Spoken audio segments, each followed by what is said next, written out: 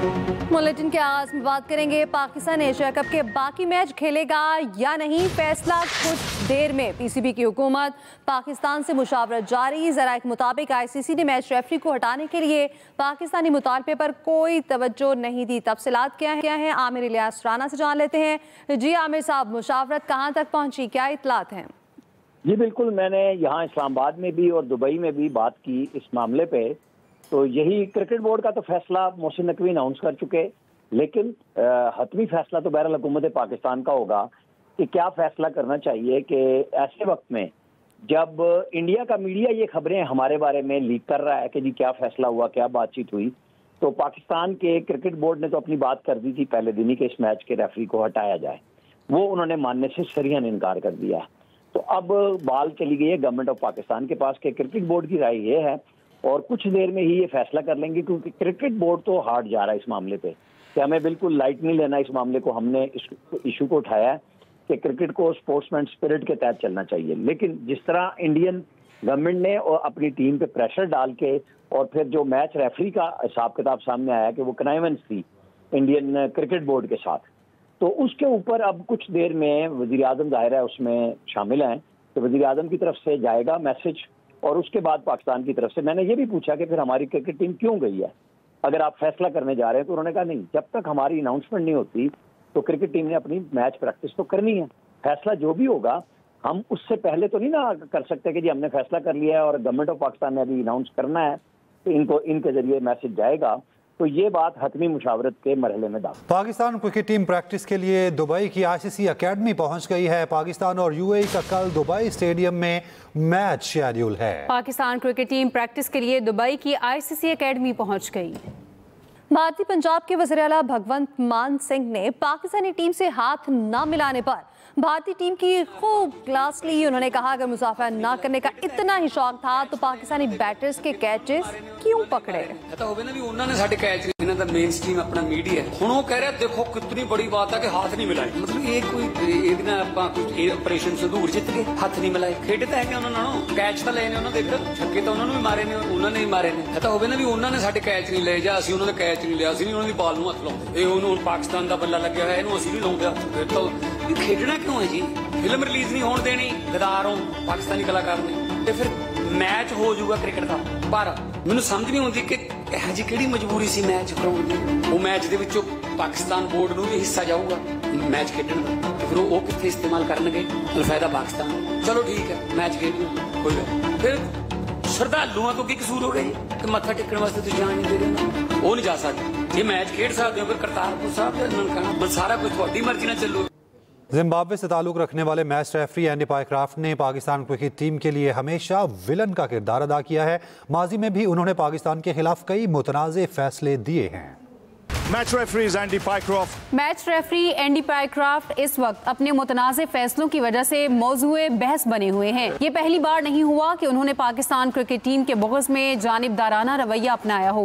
माजी में भी एंडी क्राफ्ट कौमी क्रिकेटर्स के लिए हमेशा विलन का किरदार अदा करते रहे हैं। माजी में भी पाकिस्तानी बॉलर्स के जब भी एक्शन रिपोर्ट हुए, मैच रेफरी कोई और नहीं बल्कि एंडी पाइक्राफ्ट ही थे। 2001 में उस वक्त के ऑलराउंडर शुएब मलिक के बॉलिंग एक्शन को पाइक्राफ्ट ने ही मशकूक करार दिया था। इसके बाद 2014 में मोहम्मद हफीज एंडी पाइक्राफ्ट का निशाना बने। स्पिनर सईद अजमल का एक्शन रिपोर्ट करके उनके क्रिकेट करियर से भी खिलवाड़ करने वाले पाइक्राफ्ट ही थे। एंडी पाइक्राफ्ट जिम्बाब्वे के साबिक क्रिकेटर हैं। उन्होंने 3 टेस्ट मैचेस और 20 वनडे इंटरनेशनल मैचेस खेले। एंडी पाइक्राफ्ट जिम्बाब्वे टीम के हेड कोच भी रहे, लेकिन इन्हें अपने मुतनाज़े किरदार के बायस मुस्ताफी होना पड़ा था। भारत के तैयारे भी गिर गए और जंग भी हार गए। खेल के मैदान में हाथ ना मिलाना खिफत मिटाने की कोशिश है। मैदान में आके हम हाथ भी स्पोर्ट्स के अंदर पॉलिटिक्स को लिया। अब 6 जहाज भी गिर गए, जंग भी हार गए। अब क्रिकेट के मैदान में आके हम हाथ भी मिलाएंगे, हम फलां करेंगे, ढमकां करेंगे। देखिए ये खिफत मिटाने का, एम्बेरसमेंट को ओवर करने का एक तरीका होता है, मगर ये वो लोग करते हैं जिनके कोई एथिक्स नहीं होते और जिनका कोई ऑनर नहीं होता। हम ऑनरेबल लोग हैं, हम जंग जीते हैं। स्पोर्ट्स के मैदान में भी हम बिलीव करते हैं कि जैसे भी हालात हो स्पोर्ट्समैन स्पिरिट जिंदा रहनी चाहिए। तो मेरा ये ख्याल है कि मैच रेफरी को इस तरह नहीं करना चाहिए था। मैच रेफरी तो रेफरी होता है, उसको रेफरी के तौर पे एक्ट करना चाहिए था। बट आगे जो भी होता है it's for the PCB to decide. इस्तेकाम का शिकार करने की तरफ है। आज़ाद जम्मू कश्मीर उसकी जुमला सियासी क़यादत मकबूजा कश्मीर में जारी तहरीक आज़ादी की भरपूर हमायत करती है और मकबूजा कश्मीर में बसने वाले मुसलमान भाइयों और बहनों को ये यकीन दिलाती है कि आज़ाद कश्मीर के लोग तहरीक हुर्रियत की शाना बशाना खड़े। आज़ाद कश्मीर के हालात को ख़राब करने के लिए जो साइफ़र मंजर आम पर है, ये है वो साइफ़र। ये 2 सितंबर 2023 से ये जारी है, ये साजिश का इंकशाफ हुआ। ये इसका है जनाब, ये परमानेंट मिशन ऑफ इंडिया जनीवा, उसकी केबल है, उसकी तार, ये उसकी है, ये टेलीग्राम उसकी, ये है जी, ये है वो। आज़ाद कश्मीर के हालात को ख़राब करने के लिए जो साइफ़र मंजर आम पर आया है, इससे वाज़ेह होता है कि आज़ाद कश्मीर के हालात को ख़राब करने में भारत पूरी तरह मुलव्वस है। तमाम सियासी जमातें इस घिनौनी साजिश की भरपूर मज़म्मत करती हैं और इस अज़म का इरादा करती हैं कि आज़ाद कश्मीर के हालात को ख़राब करने की किसी भी साजिश का डट कर मुकाबला किया जाएगा। नंबर 4, तमाम सियासी जमातें मुफाद आमा आज़ाद कश्मीर के लोगों के मसाइल के हल के लिए अपनी काविशें जारी रखेंगे। हिंदुस्तान की सहूलतकारी के नतीजे में वजूद में आने वाली किसी भी दीगर फोरम या प्रेशर ग्रुप को मुफाद आमा के फैसले का इख्तियार नहीं दिया जाएगा। नंबर 5, इजलास में फैसला किया गया कि 31 सितंबर से तमाम सियासी जमातें मकबूजा कश्मीर के अवाम और मुसल्लह फ़ौज पाकिस्तान से इज़हार यकजहती के लिए अवामी राब्ता मुहिम शुरू करेंगे। इस सिलसिले में पहला जलसा-ए-आम 21 सितंबर बरोज़ एतवार रावलाकोट, जबकि 22 सितंबर को बरोज़ पीर बाग में मुनक़्क़द किया जा रहा है, जिसमें तमाम सियासी जमातों के कायदीन खिताब फरमाएंगे।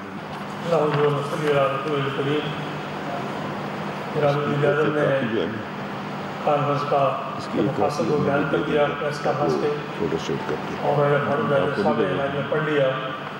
हम तमाम लोगों ने इस बात पर इत्तेफाक किया है कि आज़ाद कश्मीर को सियासी और फिक्री तौर पर मुंतशिर होने से बचाने के लिए अपनी क़ुव्वत को यकजा करेंगे।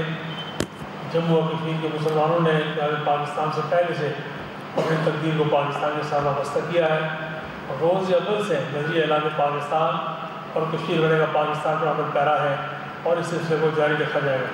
और दूसरी बात ये कि आज़ाद कश्मीर में जितनी भी काबिल और तरक्की हुई है, जितने भी मसाइल हल हुए हैं, जितने भी इदारे कायम हुए हैं, वोट का हक मिला है, आइन है, असम्बली है, इदारे हैं, ये तमाम के तमाम हमारी कौमी क़यादत का, सियासी रहनुमाओं का और सियासी क़यादत का कारनामा है, जो पुरअमन तरीके से इस सारा अमल अपने मंदी के अंजाम तक पहुँचाया है।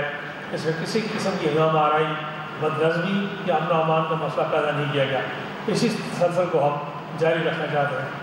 बाखिर दावाना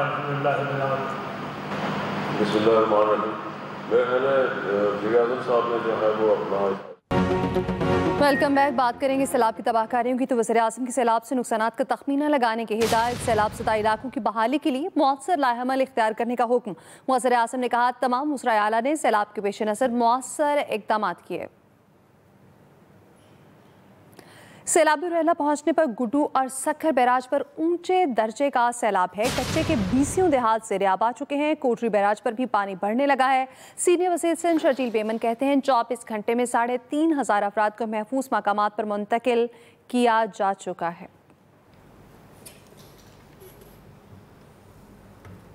कराची में गुज़िश्ता रात से हल्की बारिश का सिलसिला जारी। स्कीम 33 में जमा बारिशी पानी ने जोहड़ की शक्ल इख्तियार कर ली। यूनिवर्सिटी रोड पर नाला उबलने से ट्रैफिक की रवानी शदीद मुतासिर हुई। कराची में गुज़िश्ता रात से हल्की बारिश का सिलसिला जारी। शहर कायद में रिमझिम से मौसम सुहाना। गुज़िश्ता रात से वक्फे से बूंदाबांदी जारी। चीफ मेट्रोलॉजिस्ट कराची ने बताया मॉनसून खत्म हो गया। मौसमी तब्दीली मकामी सतह पर देखने में आ रही है। मॉनसून का स्पेल है वो खत्म हो चुका है और ये सिर्फ सी ब्रीज की जो है विंड्स की वजह से लोकल डेवलपमेंट होती है। बारिश और सैलाबी रेले को एक हफ्ते से जायद गुजरने के बावजूद स्कीम 33 की मुख्तलिफ सोसाइटीज में अभी तक घुटनों पानी खड़ा है। रोड खड्डे अलग खुदे हुए, गवर्नमेंट अपना काम ठीक से कर नहीं रही, जो उनके फराइज हैं वो ठीक से कर नहीं रहे। दूसरी जानिब यूनिवर्सिटी रोड पर नाला उबलने से ट्रैफिक जाम रही। गाड़ियों की लंबी कतारें लग गईं। आप देखें कितनी परेशानी हुई है। सिर्फ ये इस जगह का ही नहीं, पूरे कराची बर्बाद किया हुआ है। खुदारा हमारी जान छोड़े, जगह जगह खड्डे खुड्डे पानी, गटर का पानी, ये सब हमारे को अजाब में मिला हुआ है। नाले की सफाई के नाम पे चूना लगाया गया है, नाले की सफाई नहीं हुई है। जब नाला साफ ही नहीं हुआ तो वो पानी कहाँ जाएगा? लोग बहुत तंग हैं और इसको फौरी तौर पर ऐसे मसलों को तो रातों रात हल होना चाहिए कि रात भर पूरी गुजर गई और सुबह लोगों को जो परेशानी है। शहरी कायद में मौसम खुशगवार होने पर शहरी तफरीही मकामात पर लुत्फ अंदोज होते रहे। साथ ही रिपोर्टर मोहम्मद सलीम के साथ Ayesha Khan, express news, Karachi. Welcome back. Break के बाद अहम खबर दें। FIA साइबर क्राइम की बानी PTI से अडयाला जेल में पूछताछ हुई। एक्स अकाउंट के इस्तेमाल और रसाई से मुतालिक सवालात पूछे गए। जराये के मुताबिक बानी PTI ने जवाब देने से साफ इनकार कर दिया। बानी PTI ने FIA टीम से तहरीरी सवालनामा मांग लिया। वज़ीर आला KP के बनू में शहीद होने वाले मेजर अदनान असलम के घर आमद। अली अमीन गंडापुर की शहीद मेजर अदनान के अहले खाना से इजहार ताज़ियत। मीडिया से गुफ्तगू में वज़ीर आला KP अली अमीन गंडापुर का कहना है, शोहदा के जनाजों पर सियासत नहीं करनी चाहिए, मैं यहाँ पर नहीं था। सियासत में अब ये हालत आ गई है कि अब जनाजों पे सियासत हो रही है। बात यह है कि मैं यहाँ पर था, अब ऐसे कई और जनाजे होंगे, किसी वज़ीर आज़म नहीं आया होगा, फिर मैं ये बात करूँ कि जनाजों में क्यों नहीं आया। तो ये सियासत की बातें नहीं है। हमें एक दिली दुख है इस चीज़ का कि हम सारे हमारे भाई हैं जो हमारे लिए जंग लड़ रहे हैं, फोर्सेज हैं, हमारी पुलिस है, हमारी सिविलियंस है, सब। तो असल चीज़ है कि इस मसले के हल के लिए हमें क्या पॉलिसी बनानी है, हमने क्या इक़दाम करने हैं, हमने खत्म कैसे करना है, इसके ऊपर एक दर्द होना चाहिए और इसके ऊपर इक़दाम होने चाहिए। सदर जरदारी की शंघाई में चीनी माहौलियाती टेक्नोलॉजी कंपनी के सरबराह से मुलाकात हुई। सॉलिड वेस्ट मैनेजमेंट और वेस्ट टू एनर्जी के मंसूबों पर तबादला ख्याल हुआ। सदर जरदारी चीनी कम्युनिस्ट पार्टी के सेक्रेटरी से भी मिले। सदर जरदारी की शंघाई में चीनी माहौलियाती टेक्नोलॉजी कंपनी के सरबराह से मुलाकात हुई। दूसरी जानिब बिलावल भुट्टो की तवानाई के शोबे में अहम चीनी कंपनी के वफ्द से मुलाकात हुई है। बिलावल भुट्टो ने कहा, तवानाई के मुतबादिल ज़राए इख्तियार किए बगैर तेज़ रफ्तार तरक्की मुमकिन नहीं। चेयरमैन पीपल्स पार्टी चीनी तामीराती कंपनी और मुख्तलिफ वफूद से भी मिले हैं। अपडेट करें आपको इस हवाले से। बिलावल भुट्टो की तवानाई के शोबे में अहम चीनी कंपनी के वफ्द से मुलाकात हुई। गंदम की पैदावार से मुतालिक वज़ीर सनअत व पैदावार राना तनवीर हुसैन ने वज़ीर आला पंजाब से मुलाकात की। दोनों रहनुमाओं ने इस बात पर इत्तेफाक किया कि मुल्क में गंदम की पैदावार, ज़ख़ीरा अंदोज़ी और तरसील के निज़ाम को बेहतर बनाने के लिए जामे और मौसर हिकमत अमली तैयार करना वक्त की ज़रूरत है। पंजाब में अगले साल के लिए गंदम के स्ट्रेटेजिक ज़ख़ायर को बेहतर बनाने पर भी गौर किया गया। वज़ीर आला पंजाब ने गंदम की पैदावार में इजाफे के लिए हुकूमत पंजाब के इक़दामात से भी आगाह किया। वफाकी वज़ीर तवानाई राना तनवीर हुसैन ने वज़ीर आला पंजाब मरियम नवाज़ की जानिब से सैलाब मुतासरा इलाकों में किए जाने वाले इक़दामात को सराहा। इस्लामाबाद हाई कोर्ट ने जस्टिस तारिक महमूद जहांगीरी को जुडिशल वर्क से रोक दिया। मुबैना जाली डिग्री केस में सुप्रीम जुडिशल काउंसिल के फैसले तक काम से रोकने का हुक्म जारी। केस में बैरिस्टर ज़फ़रुल्लाह खान और अशतर औसाफ अदालती मुआवनीन मुक़र्रर। इस्लामाबाद हाई कोर्ट का चेयरमैन PTA को फौरी ओहदे से हटाने का हुक्म। अदालत ने फैसले में कहा, चेयरमैन PTA की तैनाती कानूनी तौर पर दुरुस्त नहीं हुई। उधर चेयरमैन PTA ने ओहदे से हटाए जाने के खिलाफ अपील भी दायर कर दी है। अपडेट करें आपको इस अहम खबर के हवाले से। इस्लामाबाद हाई कोर्ट का चेयरमैन PTA को फौरी ओहदे से हटाने का हुक्म।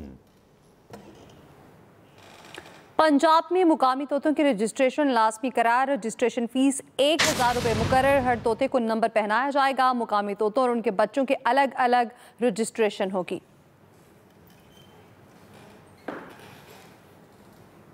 इसके साथ ही न्यूज़ स्टूडियो से फिल वक्त इतना ही। बाखबर रहिए और देखते रहिए एक्सप्रेस न्यूज़।